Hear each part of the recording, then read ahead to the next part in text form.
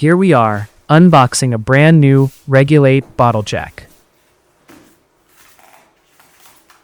Most importantly, make sure you have both parts of the manual jacking handle, as these also operate the release for the bottle jack.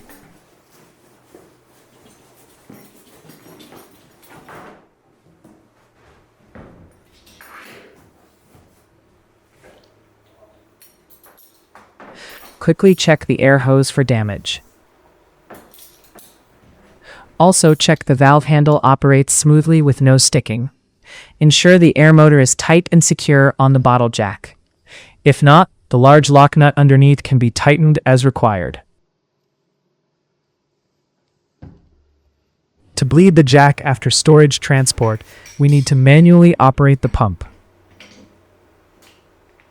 Ensure the release valve is closed and operate the manual pump to raise the ram about 2 to 3 centimeters or so.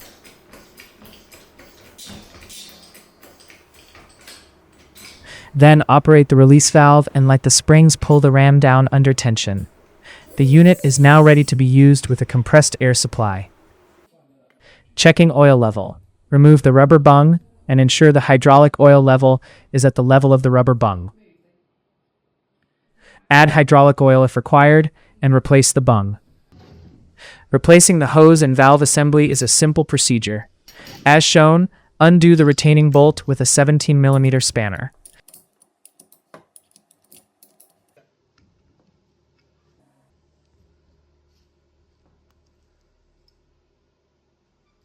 When refitting a new or original hose, always renew the PTFE sealing tape on the threads to avoid air leaks.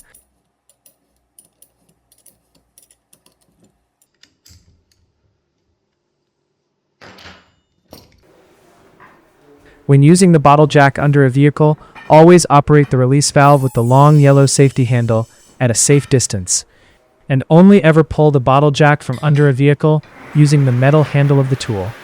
Any other place may cause damage to the jack.